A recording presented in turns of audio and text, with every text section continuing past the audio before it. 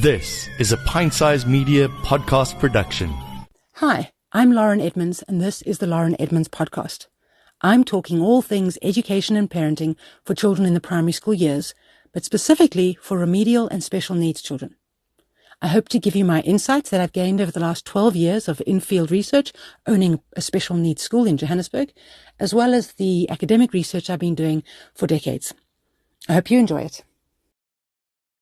I want to talk a little bit about how we hear things and when we don't hear things.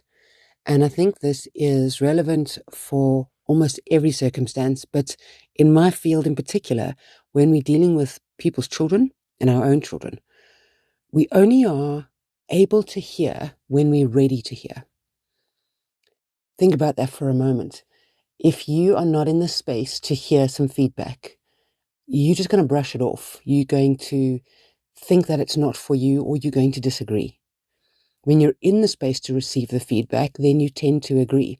Now that can work for you and against you. But when it comes to what I'm doing, I recognize that parents have got a lot of stuff that they need to hear about their children because their children, when they're with me, are struggling. And it's hard to take it all in. The human brain isn't designed to be shaken up that badly that often. And the brain's always looking for a new normal. And when it finds normal, it doesn't want to let in new information. And that's typical for my brain and your brain and every person's brain. So I talk about the 13th person. And it's kind of an arbitrary number. And I chose 13 because it is one of those. It's a prime number, lucky 13, Friday the 13th. It's quite symbolic.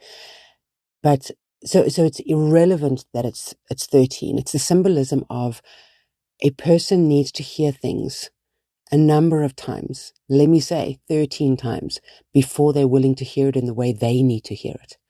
And we can't back away from being the voices that they need in order to get to the 13th person.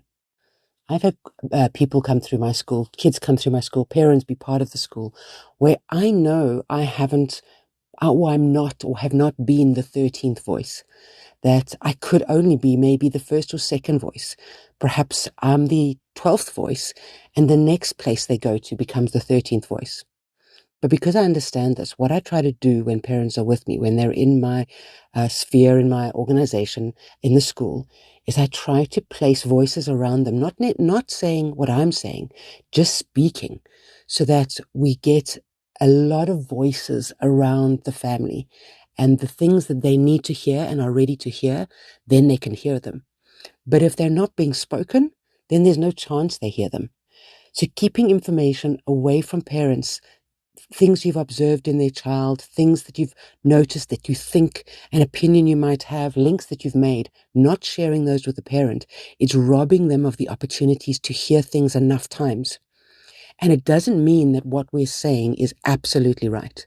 So we're not trying to target a particular outcome and trying to say it 13 times. It's not about that. It's not about the same person necessarily saying it 13 times.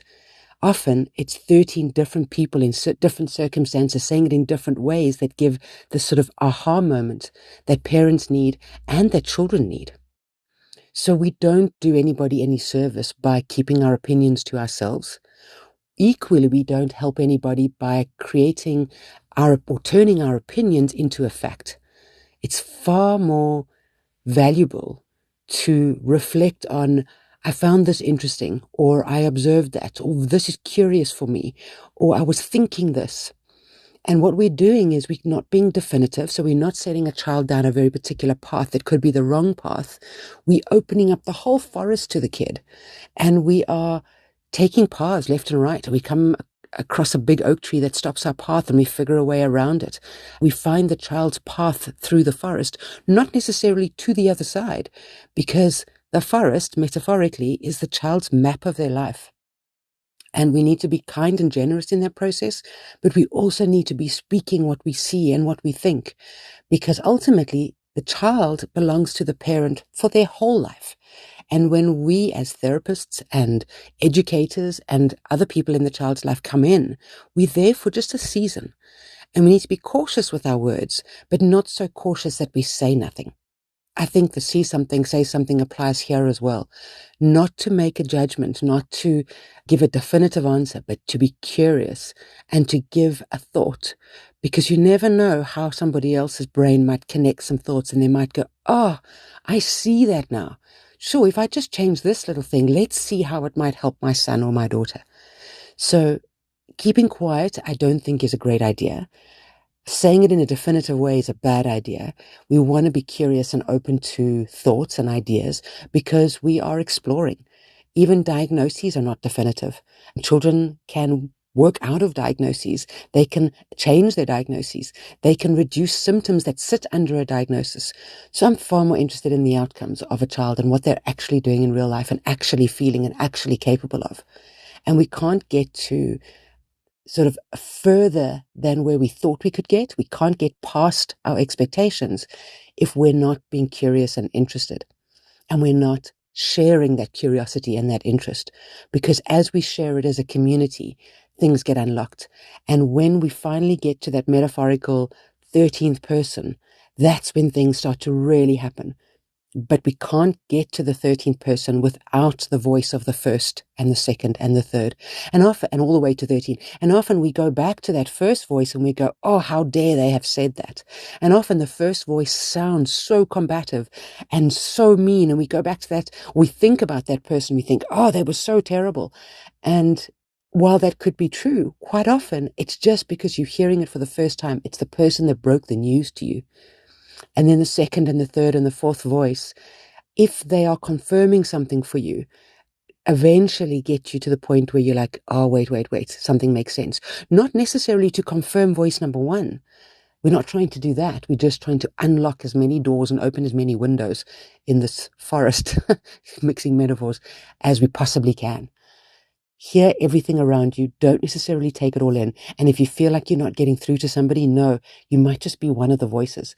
And if you aren't and you're wrong, that's also okay, because that steers us away from things that we don't want to go down, or paths we don't want to go down, or diagnoses or ideas that might be wrong. But listen and speak. Communication is vital to all of this.